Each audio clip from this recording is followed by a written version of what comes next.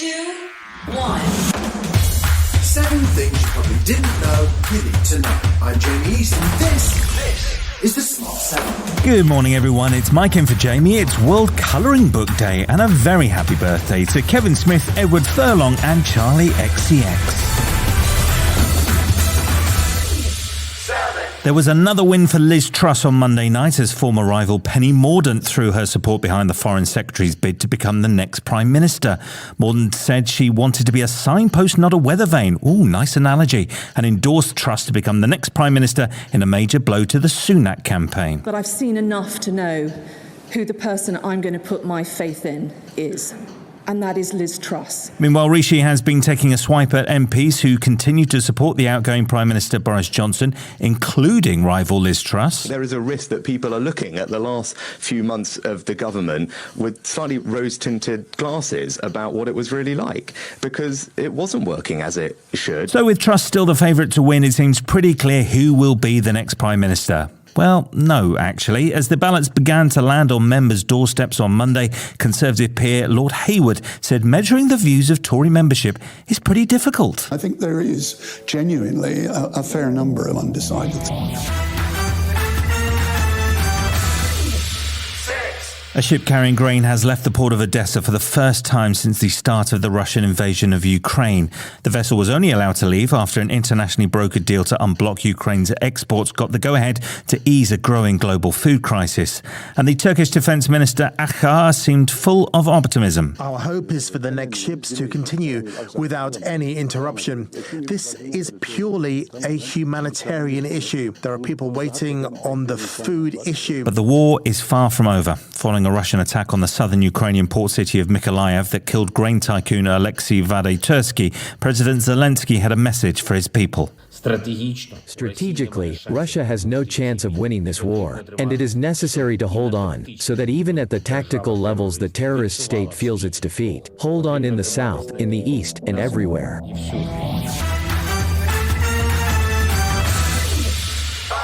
The departure of the first grain ship from Ukraine drew praise from the UN Secretary-General Antonio Guterres on Monday, who called it a collective success. But he warned the clouds of the Cold War are gathering once more and discussed a doomsday scenario. Speaking at a nuclear non-proliferation treaty conference, he said we've just been lucky so far. Luck is not a strategy, nor is it a shield from geopolitical tensions boiling over into nuclear conflict. Today, humanity is just one misunderstanding, one miscalculation away from nuclear annihilation. The US Secretary of State Antony Blinken also addressed the conference, calling for the Iran nuclear deal to be reinstated and singling out Russia for its deliberate inflammatory language over nuclear threats since the invasion of Ukraine. It's engaged in reckless, dangerous nuclear saber-rattling, with its president warning that those supporting Ukraine's self-defense, quote, risk consequences such as you have never seen in your entire history, end quote. Russia's aggression against Ukraine is a brazen violation of international law, including the United Nations Charter.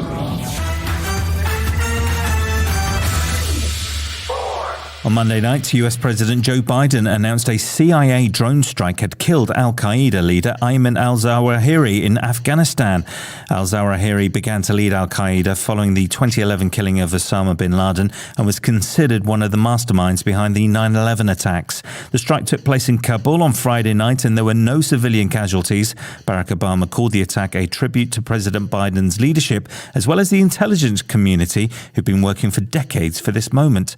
President Biden gave the news from the White House, saying justice had been delivered. Justice has been delivered, and this terrorist leader is no more. People around the world no longer need to fear the vicious and determined killer. The United States continues to demonstrate our resolve and our capacity to defend the American people against those who seek to do us harm. Still to come on the Smart 7, the lionesses celebrate in Trafalgar Square and the winners of Love Island 2022 are revealed. Right after this. Welcome back. 3.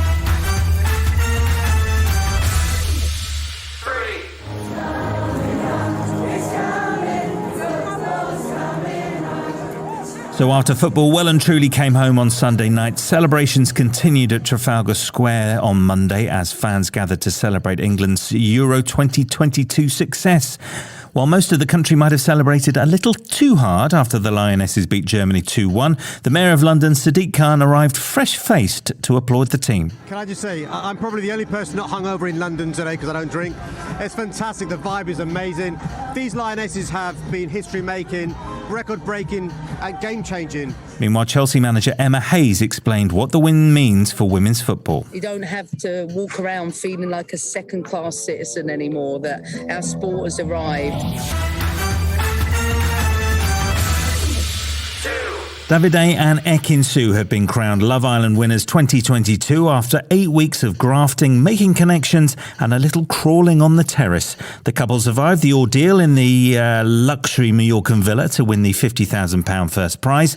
The Monday night final, hosted by Laura Whitmore, saw Gemma Owen, daughter of Michael, and Luca Bish, who really does sell fish, crowned runners-up. But it was the Italian stallion and the Turkish delight who topped the public vote. At the end of the show, ITV took the opportunity to announce the return of Big Brother for 2023.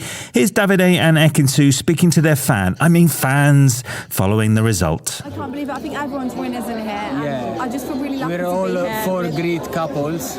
But yeah, thank you for everyone. Thank you for everyone. Literally, we're going in our journey with us. It means so much. Grazie a tutti for voting us. We love you, ti amo. Star Wars fans finally got a glimpse of new spin-off series Andor after Disney released their first trailer on Monday. The show is a prequel of a prequel taking place before the events of the film Rogue One. It will once again star Diego Luna as Cassian Andor, while the trailer also teased the return of Forrest Whitaker as Saw Gerrera. But we're going to have to wait another month or so to watch on Disney Plus after the release date was pushed back to the 21st of September. I need all the heroes I can get. For the greater good. Call it what you will. Let's call it war. This has been The Smart 7. Wherever you're listening, do us a favour and hit the follow button. We'll be back tomorrow at 7 a.m. Have a great day. Written, produced and published by Daft Dog.